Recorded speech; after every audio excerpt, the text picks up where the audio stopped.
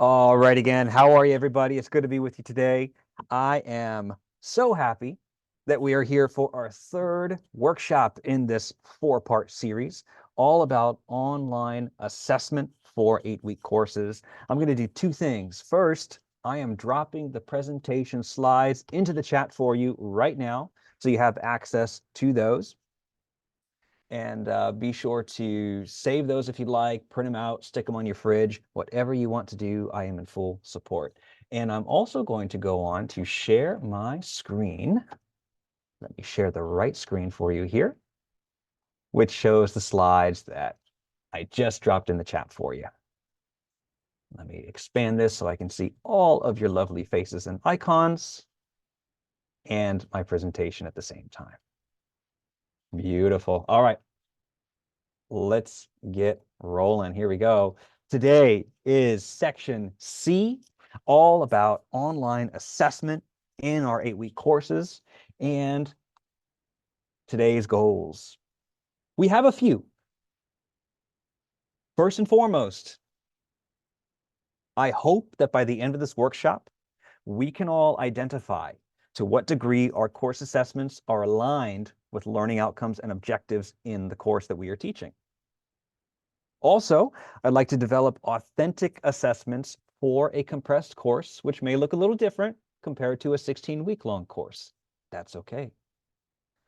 Also, we hope to determine an appropriate variety and an appropriate frequency of assessments in our compressed courses.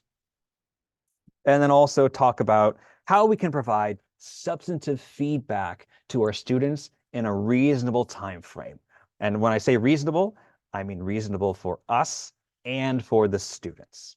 Okay, so all parties involved, we want reasonable approaches here. A little bit about me. Yeah, I say, ooh, I really need a new picture. This one's a little old. When I was first hired here, you can tell how young I was because I still had light in my eyes. But here we are, nevertheless. And I've been teaching online for a little while in different term lengths and different modalities. And I can appreciate the opportunities and sometimes challenges that different term lengths and modalities bring. What I hope to share with you today are some things that I have learned through experience and also through reading and learning from other stellar online instructors on what can work in your 8-week course. Context.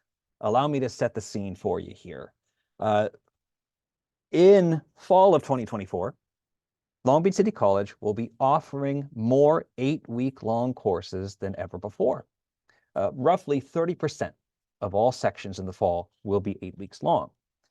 Now, there are numerous reasons behind this push.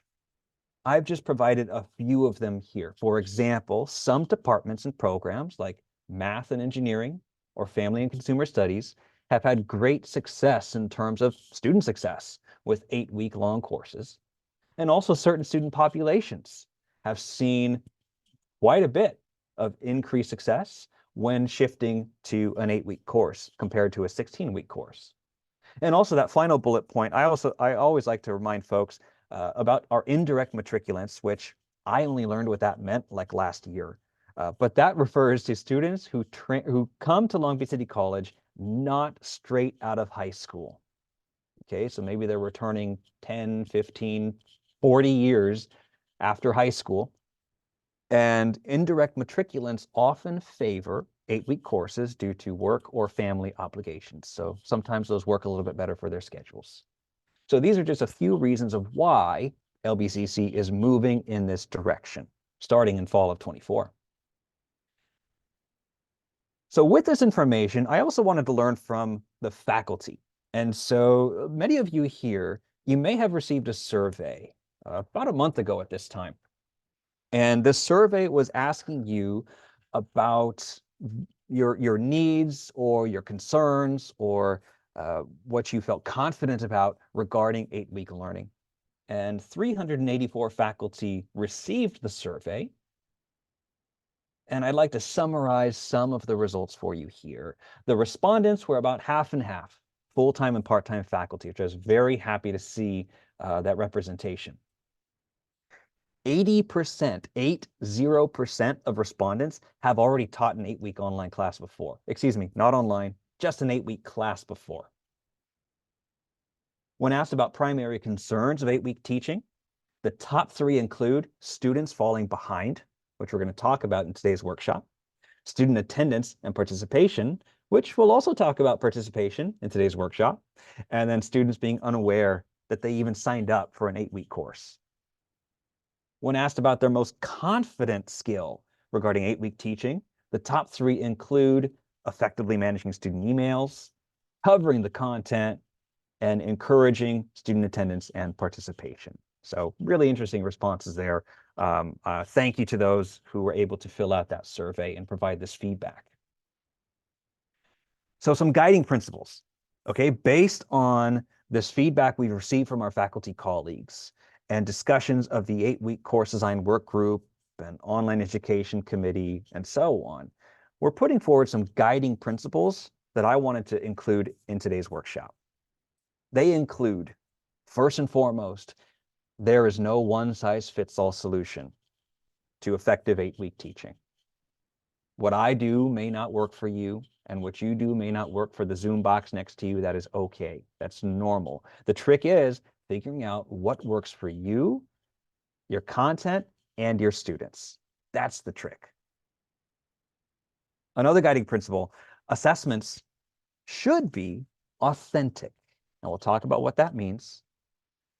And they should also lead to the achievement of learning outcomes for the course. Another, we must adhere to the assignment and evaluation methods in the course outline of record. That is very important that we adhere to those guidelines. Fourth, a warm demander approach can be really useful in an 8-week online course when things tend to move a little bit faster than what we or our students may be accustomed to, and we don't want them falling behind. And finally, the California Virtual Online Education Initiative, or CVC OEI, gives us a really useful framework, which is really the foundation for this entire 4-part series that we've been putting out to faculty. Okay, so some guiding principles as we put these together. In fact, speaking of the CVC OEI, this slide is a good recap of what we've done and what we're going to do. A couple weeks ago, we did a presentation just like this on content presentation, which is how we teach, how we delineate. Workshop B was about interaction. That was last week. How do we communicate with students, and what can that look like in an 8-week online course or an 8-week in-person course? Today, again, is all about assessment, which really at the root of it is how do we measure the learning? How are we sure that our students are actually learning what we say that they're going to be learning? And sometimes we will need to adjust our exams, quizzes, projects, or papers in a compressed course length. And then finally, next week, our final session in this series will focus on accessibility, which is designing content to meet all of our students' needs to the very best of our ability. Okay, so you definitely don't want to miss that one. It's going to be lots of hands-on practical tips for you to take away and implement immediately. But today, again, is part C, assessment. When we talk about assessment, or online learning, or really any modality, but particular to the 8-week course length, I'd like to invite you to ponder the following questions. Okay, first category is about effective assessment. Are assessments authentic to the field of study? In other words, do they ask students to do things that experts in that field are actually expected to do? Second, are they aligned with the learning outcomes? Okay, do they lead students to where they're supposed to be by the end of the course? Do they take a variety of forms? And in Canvas, we have lots of options for what our assessments can look like. And then are assessments frequent enough to measure learning, but spaced out enough to not overwhelm students. It's finding that balance. And we'll talk about what that balance can look like in a couple more slides. In addition to effective assessment, we want to consider the guidance and feedback that we provide. So here's a few more questions for you to ponder. Are the assessment instructions transparent? Okay, I'll give you some examples of what that looks like and why it's important. Is feedback timely and substantive? Right? What is, again, I'm going to go back to this idea of what is reasonable for us as graders and what is reasonable for students as learners for giving timely feedback that is also substantive. And then finally, do students get additional attempts? Okay, so that is if a student doesn't perform well on a particular assessment, do they get another try? And if so, what can that look like realistically for you and your grading? And, in the shorter term length, we might need to think about our late policies and what that can look like for you. Okay, so again, a few guiding questions, a few things for you to ponder as you consider the design of your 8-week online course. But I want to step back for a moment and talk and really invite you to think a little bit more deeply about your teaching style. And we don't have to, get out our dot makers or anything at this moment, but I want you to take a look at this, and you have the slides. In fact, I'll drop them in the chat again right now. But I want you to take a look at this and ruminate on it on your own time. Essentially, what this is asking is for you to put a dot where you think you fall in terms of demanding or rigorous, professional distance, lenient or less rigorous, and personal warmth. Again, this is, a personal thing. You don't have to share anything like that, but, and I gave you the reading here, the source, if you want to take a look at it, depending on where your dot lands, in this case, would put you in one of 4 categories of teaching styles. And the teaching styles, and I know this is way too much text for a PowerPoint slide, but I put it there anyway, so you have it all available to you to look at later. They're broken down into the warm demander, the technocrat, the sentimentalist, and the elitist. I am not here to tell you which one of these is right or wrong, or better or worse. What I can say, based on experience and based on quite a bit of reading and learning from others, in an 8-week online course, or really any course, honestly, the approach of a warm demander can be particularly useful. Even faculty in our 8-week teaching survey, their top concern was students falling behind. There's only so much that we can do to motivate students to do their work. But when we focus on the approach of a warm demander, where yes, we have very high standards, but we also express those expectations in a warm and welcoming way, students can be less likely to fall behind.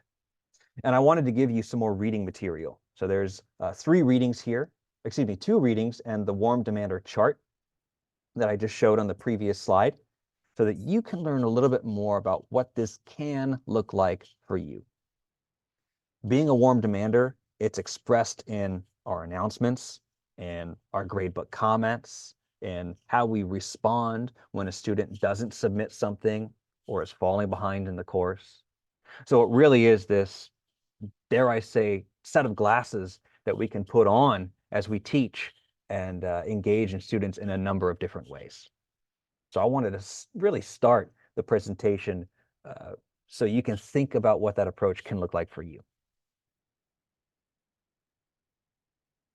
Now let's talk about our assessments in terms of their effectiveness.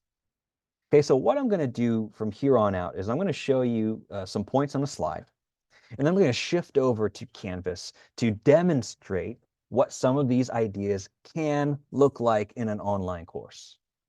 And I'm very intentional with that language when I say what they can look like, because it doesn't have to look like this.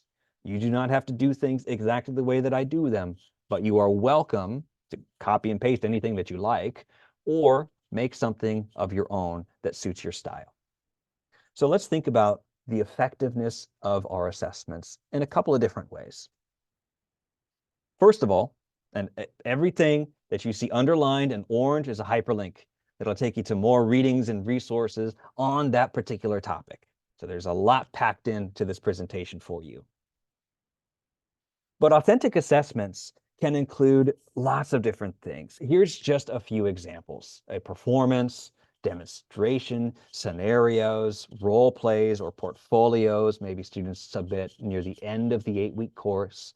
All of those, reflecting some sort of skill that they have obtained during that class. That is something authentic that demonstrates their learning. Valid assessments align with the COR, that is the course outline of record, and that includes the outcomes, objectives, evaluation, all of the above. And then also, self-assessment opportunities promote metacognitive skills. And metacognition refers to the practice of thinking about our thinking. So when we design questions or assessment opportunities where students think about their learning, in a reflective way, in a productive way, they can often become better learners as a result of it. So let me show you some points, or excuse me, let me show you some examples on these 3 points right here, right now. Okay? Authentic assessments. My Canvas shell. In fall 2024, I'm going to be teaching an 8-week course that is partially online or hybrid. And what that looks like is my students will split their time 50-50 between in-person meetings and also 50% online in Canvas. So what that means for me is all of my assessments take place in Canvas, in the online learning space, where our twice weekly meetings are times for questions, dynamic lectures, discussions, and collaborations. Okay? But if I click on my navigation here, I want to give you some examples of what authentic assessment can look like. Okay? Let me give you an example here. Okay? In this particular module, students are learning about essentially how to do linguistic anthropology. Okay? And by the way, that is the study of language in the context of culture. Just a quick summary there. But we learn about the methods, the theories, and the perspectives of doing linguistic anthropology. And one of those methods includes linguistic transcription, which is the systematic typing and analysis of what is said during a real-world conversation. So for me, for my course content, an authentic assessment would include having students actually perform that skill. And for me,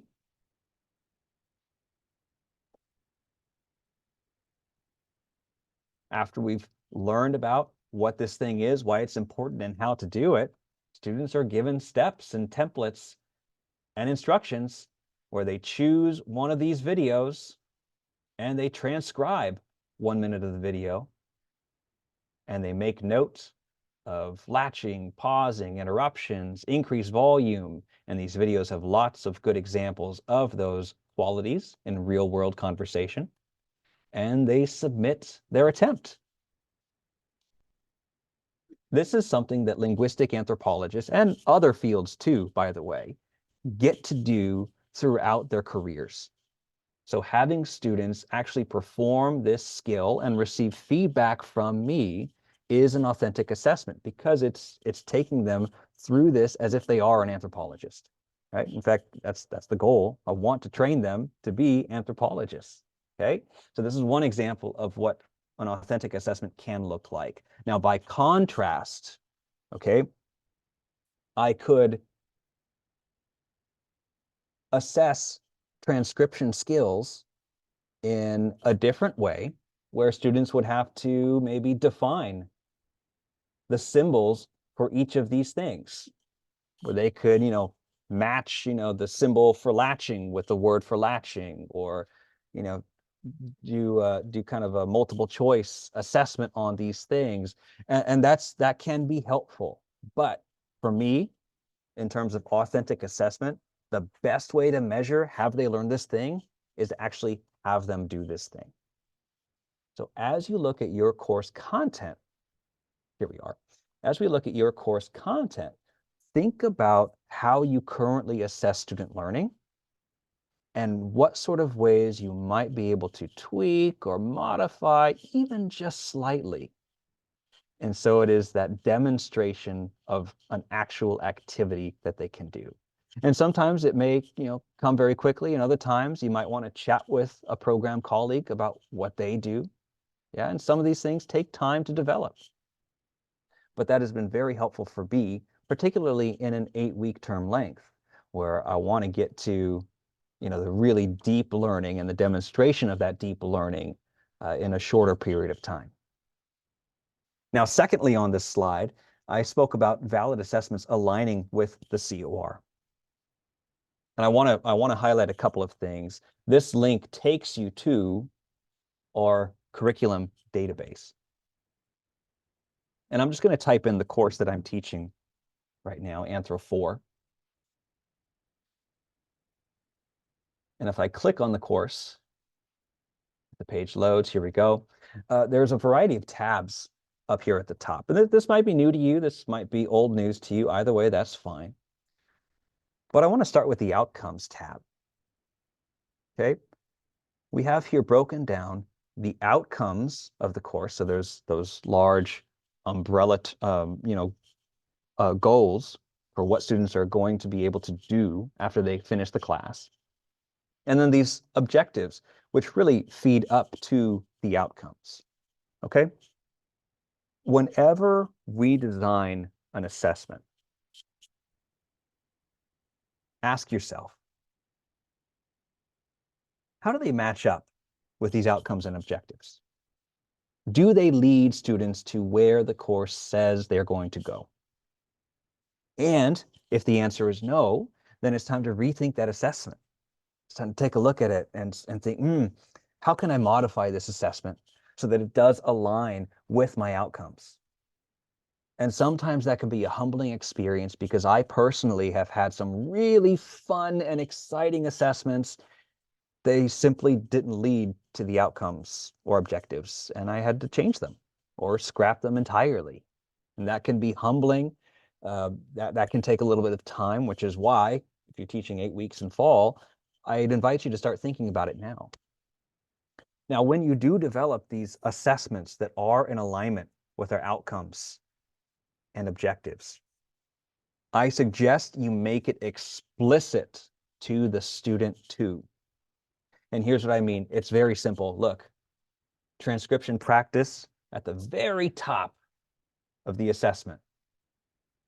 Look, this assignment aligns with the following learning outcome: apply anthropological methods and theories to the study of language across cultures and through time. And guess what we're doing? We're doing an application of anthropological method, in this case, transcription, okay, to language use in different cultures, right?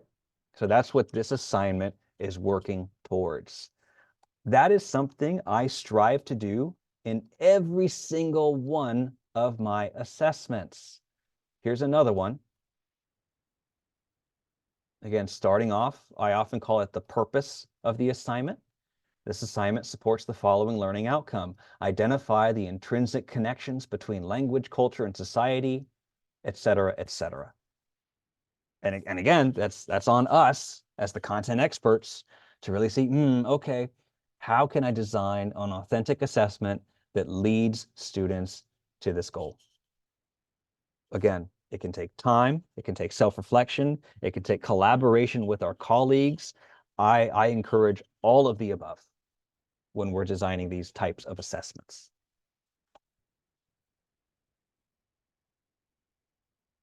Along with that, comes self-assessment. Okay, inviting students that opportunity to reflect on their strengths or areas of need.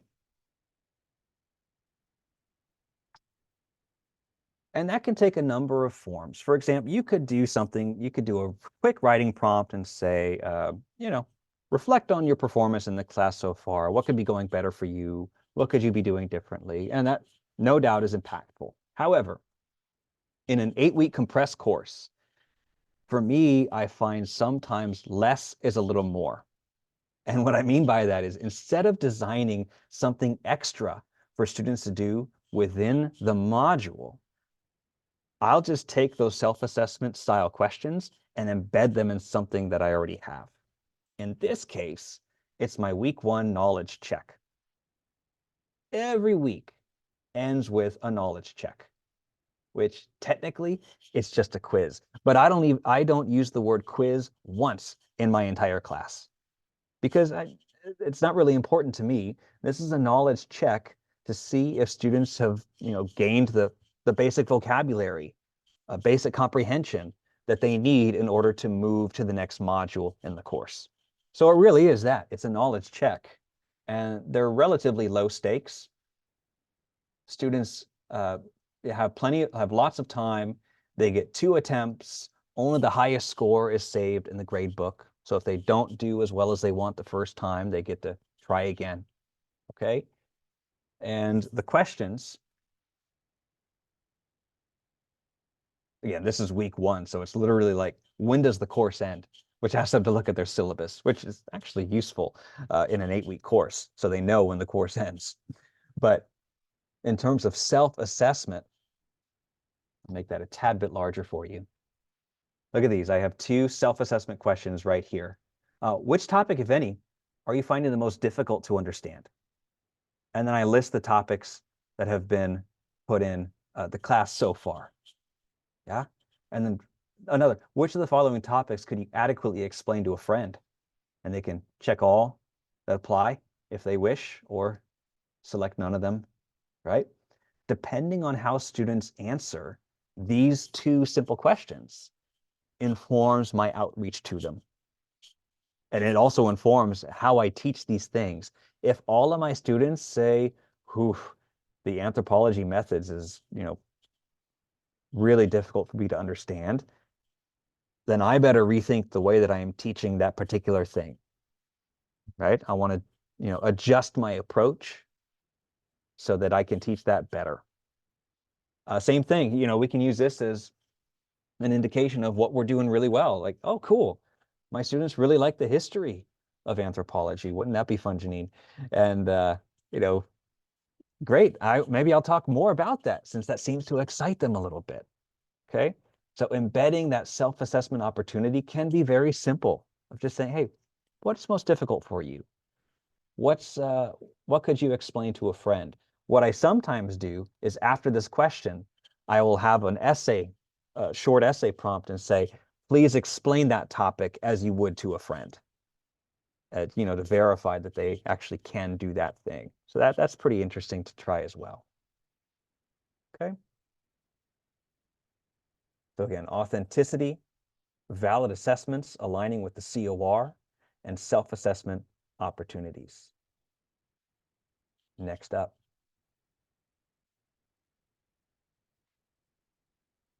Here we go. Finding a balance. Oops, wrong button. Finding a balance. Variety and frequency. And that refers to the different types of assessments that we have and also how often we assess student learning. Okay, so for variety, I already mentioned in Canvas, we have options, quizzes, assignments, discussions. Some of those we can embed in a video. Some of these we can send them to other, publisher package if you use those in your course. My course typically utilizes the built-in Canvas tools. And again, I find I'm most comfortable with those, and students are typically most comfortable with those in my class, okay? But no matter what we do in terms of variety, I do urge you to think about the balance between formative and summative assessments. And formative assessments are things that, we learn by doing. typically quite low stakes assignments, whereas summative might be a little bit bigger, might be a little bit more involved, and really measures, okay, now have they learned it, to the degree in which will earn them a certain grade. Okay. As far as variety goes, and I'm going to switch back to Canvas for a moment. Here we go. I already gave you some samples here, but let me show you a different one. Here we go. Okay, here's an example of a formative assessment. And this formative assessment, again, it's aligned with one of my student learning outcomes for the course. And it is a response where students are asked to read a short article about a language revitalization program and then answer a few questions. So they are learning about the topic of language revitalization by completing this assignment. They also have a second task, which asks them to watch a short TED Talk about a specific Native American language, in this case, Menominee language, and answer questions based on what they learned there. And again, some of them are just, hey, what are some features? What did you learn about the language? But then they expand as to, what lessons or values can other speakers learn from this idea? So they start with, the understanding, comprehension, recollection, and then get a little bit more into the application and analysis of these ideas. And this is something formative where students really learn about this topic by engaging with that topic. Now, by contrast, a summative assessment can be something like a term paper or maybe a unit exam or, something that is, a portfolio at the end of the course. For me, it's a research project where students need to, perform a certain skill, which takes them a pretty good portion of the course. And they're given lots of resources to get them started and lots of instructions to guide them. They have different options if they want to write an essay or do a project, how they will be graded with this, little rubric or not so little rubric I put together, and then where to go for help, because this is something that this is kind of the grand finale of the course, I like to call it. And it really is a summative assessment of so many things they've learned throughout the course that they get to apply in the context of this project. So that is what a summative assessment can look like. Again, it doesn't have to look like this, but it can look like this. As far as frequency, okay, the question is how much is too much or too few? I have a few thoughts on that for you, but the first and most important thing, begin with the COR. Begin with that course outliner record. And by that, here's what I mean. I'm going to close these tabs. Okay, so earlier I searched for Anthropology 4. And among these tabs, there's outcomes, content, instruction.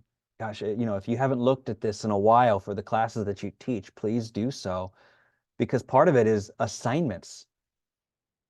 What kind of writing assignments or reading assignments or presentations are required, and then even evaluation.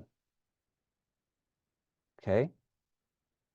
This is all absolutely imperative. And some courses are a little bit more open-ended. Other courses, and I'm going to give you the example here of English 1, are not as open-ended. And what I mean by that is, in the assignments, making it a tad larger for you, okay, there's actually a minimum word count for what students should be producing throughout the course. So this is why I say begin with the COR, because what is included in the COR will then need to be adapted to that 8-week term length. Okay, writing 6,000 words in 16 weeks is going to feel a little different for students compared to writing 6,000 words in 8 weeks. And what that can look like in order for them to be successful and not fall behind and not be overwhelmed, and also for the instructors not to be overwhelmed with grading those 6,000 words. That's going to take some departmental level and program level discussions on what makes the most sense for what you teach and how you teach it. So that's why I say start with that COR. Sarah, I see your hand. Yes, please, go ahead. So I do have a question, since you mentioned frequency, but also that you have a final project or assignment that's a bigger summative assignment, and the students have a choice to write a research essay or some other research project. Is this actually something you introduce at the beginning of the term and expect them to be working on it all semester in addition to the weekly assignments that they have? Do you introduce it at mid-semester? How much time in an 8-week course? Because I find even in a 16-week course, the students often do the research paper, you know, I'm lucky if they spend a week on it. So I've broken it up and give them pieces of it. So an annotated bibliography and, on and on. So I just want to know for an 8-week course, what you recommend. Yes, thank you, Sarah, for the question. And I just want to say I love, love, love your approach of breaking it down. It's, in scaffolding, really, of where you'll do the annotated bibliography one point of the course, and after that, maybe you'll do, the outlining of the essay, or for me, I do it similarly. And since I'm showing you a partially online or hybrid course, I have the opportunity to check in with them in person and dedicate class time to saying, hey, have you got your interviews done yet for your project? Let's talk about it. So depending on the modality, that's going to change. For example, I would modify this project in an asynchronous online course. It would look a little different. But either way, Sarah, I urge everyone to think, in terms of these summative assessments, how can they be broken down into more manageable chunks that at the end of it has this beautiful final product? So yes, thank you for that question and comment. I also break mine down to, especially for an 8-week course. Yeah. So back to the question, how much is too much and how few is too few? Okay, so once we've reviewed the COR thoroughly and we're making informed instructional choices in our classes, right? General guidelines, okay? We want to be realistic with your grading, with students submitting quality work. When it comes to a single learning unit, and by the way, in my class, an 8-week class, there are 8 separate modules or 8 separate learning units. In each one, I try to do no more than 1 discussion forum. Because I've found in the past, if I do more than 1 discussion forum within a given week, sometimes the participation in those forums is quite mixed, or all the attention might be in one and not the other, and so on and so forth. Oh, and Laura, I do see your question in the chat. Thank you for that. Yes, students complete the modules sequentially in my partially online courses. And again, partially online, I get to show them Canvas in class and walk them through what's coming up for the week. My go-to phrase, and you can ask any one of my students, is just follow the module. Just go through the module. They hardly ever have to click these navigation links. That's why my discussions and assignments and pages are invisible, because everything they need is in sequential order in the module. Okay, so yeah, that's a good question, Laura. Let's see, how much is too much, how few is few, discussion forums, yes. In my 16-week asynchronous online course, let me collapse all here. Okay, so here's my, see, I haven't even deleted these because I'm still building this course. But typically, I would have one knowledge check quiz in every single module. But now I just combine questions into a single knowledge check. Instead of having knowledge check 1 up here and knowledge check 2 down here, I'll just put them together because we're still learning all these things in the same module, in the same week of class meetings. So let's assess them together. And I doubled the time, and they still get 2 tries at it if they want to. Okay, that's up to them, right? So let me get back to my slide view.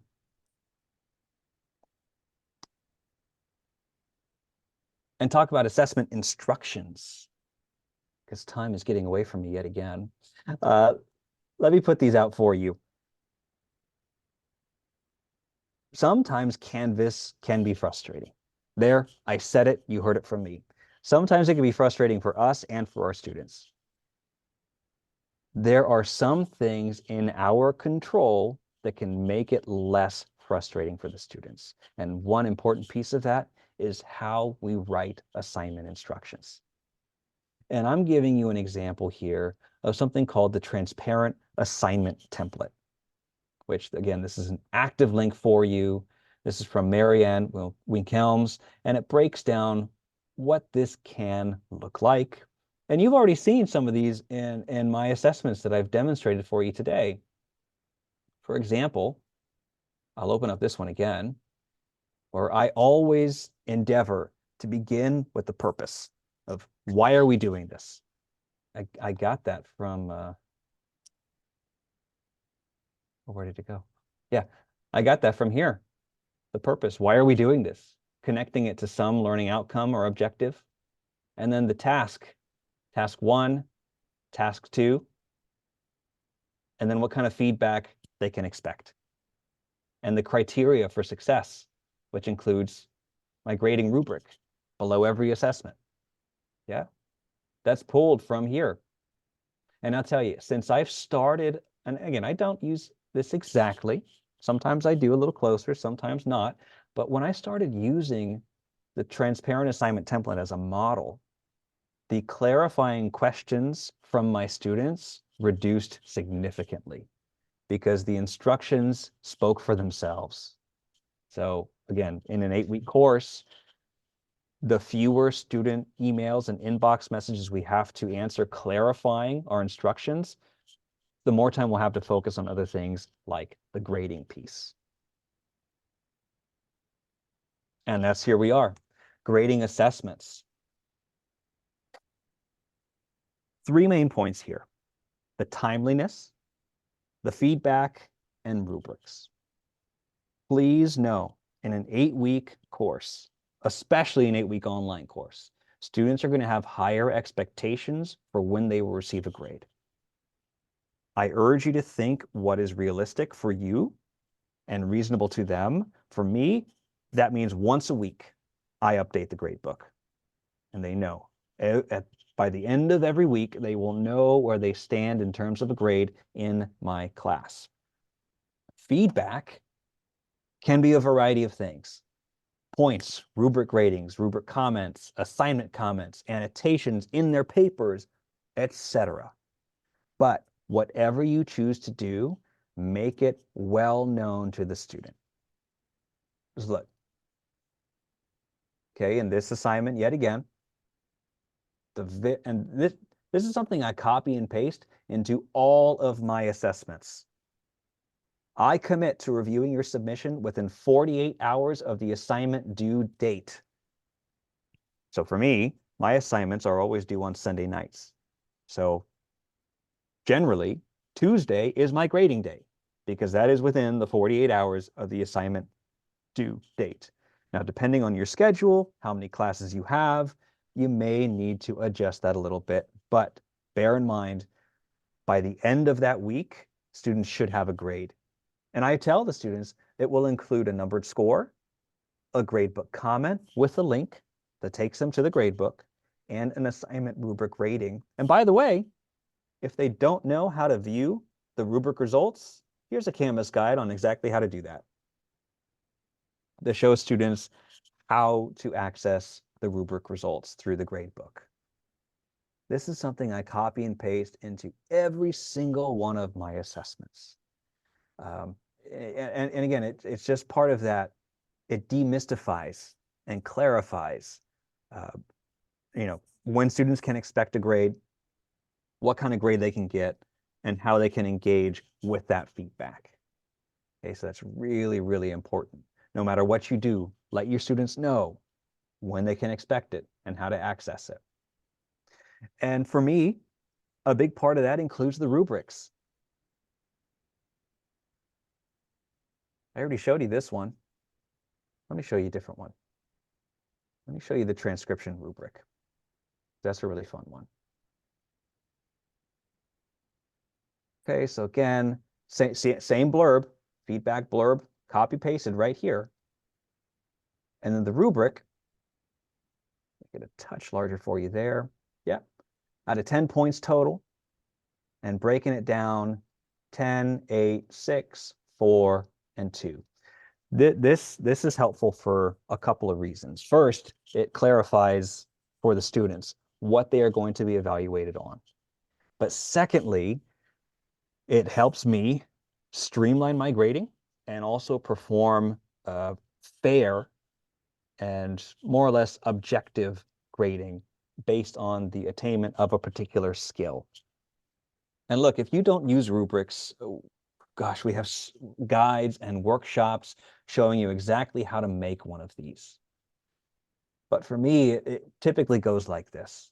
Okay, so I go to the assignment, let's say on Tuesday, my grading day, click on my speed grader, oops. Just pretend that there's a student submission here for this guy. And then I open up the rubric.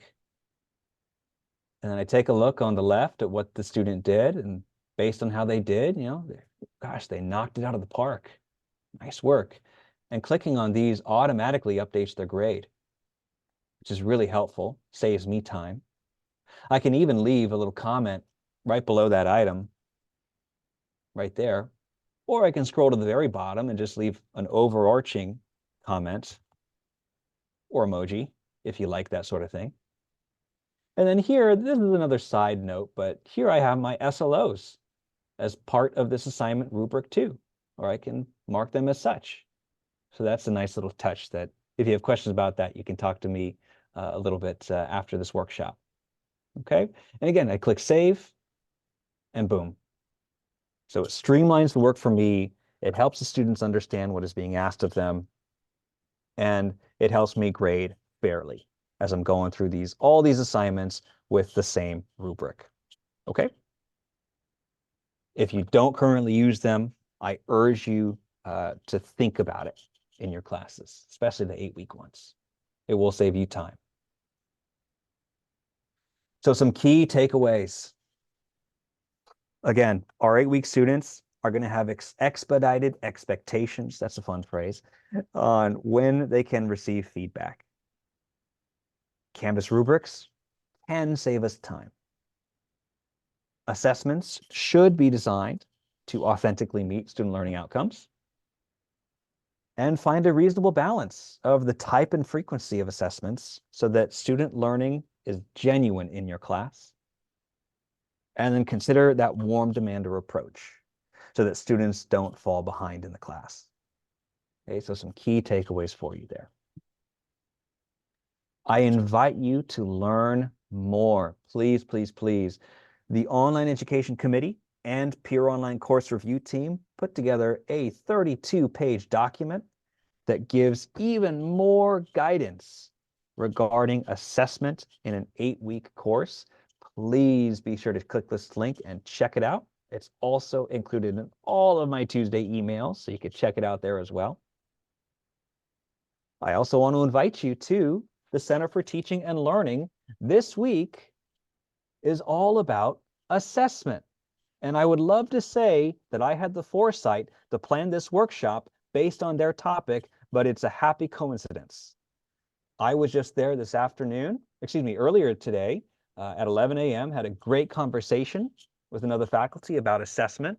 I urge you to pay them a visit on Wednesday or Thursday of this week. I promise you will leave with even more that you can implement into your course. If I missed you at the last couple of workshops, these are active links to workshops A and B, so be sure to check those out if you're not yet tired of the sound of my voice. And then last but not least, next week, our final session, workshop D on accessibility. You don't want to miss this one. I'm going to have some hands-on practical things for you to take away. And ideally, this workshop is on May 8th. You can take some of these and implement them on May the 9th. So be there. I'd love to have you join us. Hope to see you. With that, we're at the end of the presentation today. I am going to go ahead and stop the recording and open it up for any questions. I know we're close to the 3 o'clock hour, but I'm going to stick around after 3 o'clock. But if you have somewhere else to be, I don't blame you one bit for logging off. I just wish you a wonderful day. Take good care of yourselves and let me know if you have any questions at all. All right, here goes the recording.